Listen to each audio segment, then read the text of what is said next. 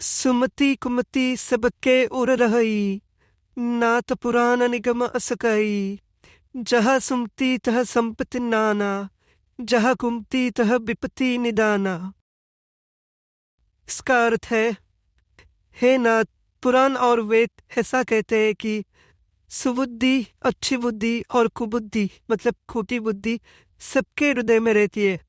जहाँ सुबुद्धि है वहाँ नाना प्रकार की संपदाएं मतलब सुख और समृद्धि रहती है, और जहाँ कुबुद्धि है वहाँ विभिन्न प्रकार की विपत्ति मतलब दुख का वश होता है। बिनु सत्संग विवेक न होई, राम कृपा बिनु सुलभ न सोई। सट सुधरहि सत्संगई पाई, पारस परस कुघात सुहाई। मतलब तुलसीदास जी कहते हैं, सत्संग के बिना विवेक नहीं होता, अर्थात अच्छा बुरा समझने की क्षमता विकसित नहीं होती। हे राम की कृपा अच्छी संगति की प्राप्ति नहीं होती है। सत्संग से ही हमें अच्छे ज्ञान की प्राप्ति होती है।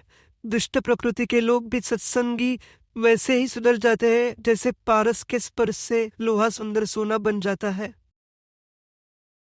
जा पर कृपा राम की हुई, ता पर कृपा करही सब कोई। जिनके कपट दम्भ नहीं माया, तिनके हृदय बसु रघुराया। इसका मतलब है, तुलसीदास जी कहते हैं, जिस मनुष्य पर राम की कृपा होती है उस पर सभी की कृपा होने लगती है, और जिनके मन में कपट, दम्भ और माया नहीं होती उन्हीं के हृदय में भगवान राम का निवास होता है।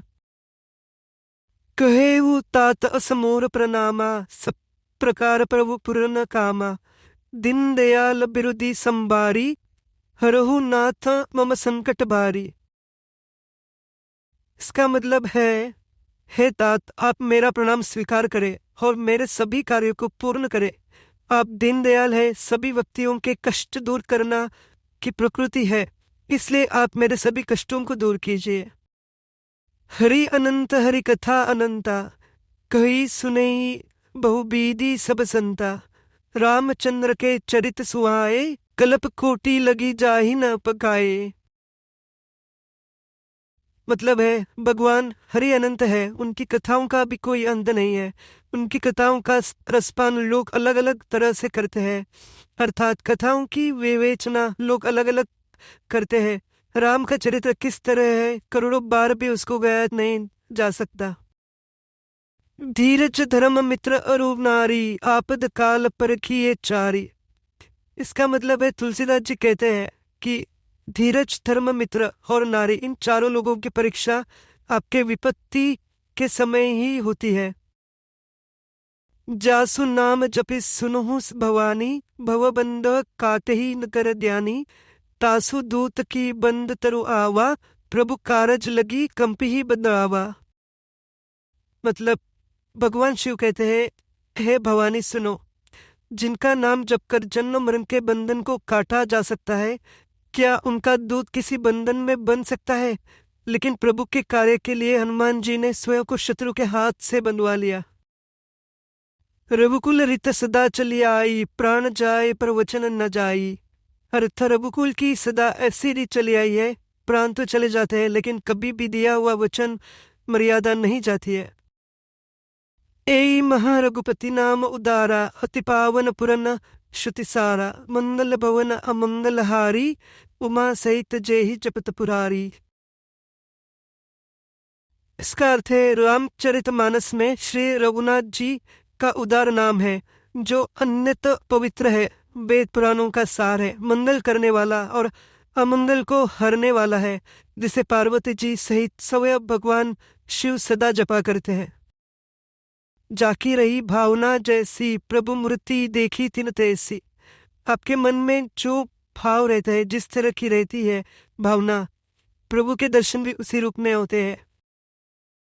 हुई सोइए जो राम रुचि राखा, को करी तर्क पढ़ावे साखा।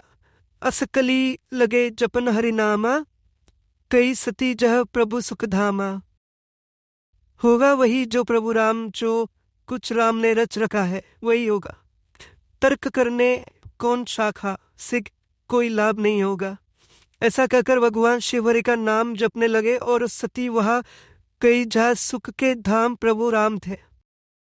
कर्म नास जल सुरसरी पराई, तेही को कहुई सिस नहीं धराई। उल्टा नाम जपत जगत जवाना, वाल्मीकि भय ब्रह्मा सामना। अर्थ है, कर्मनाश का जल यदि गंगा में पड़ जाए तो कहो उसे कौन नहीं सिर पर रखता है।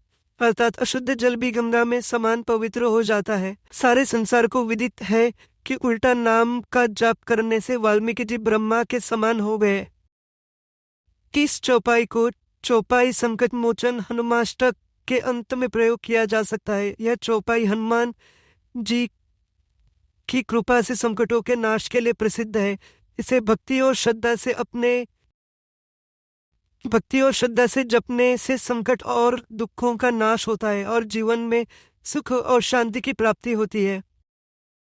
श्री राम जय जय राम। हरन बुत भय दशकंदर राम, चंद्रभुज धरी विजय केरा, खल दल दलन जय सिया राम। जय श्री राम।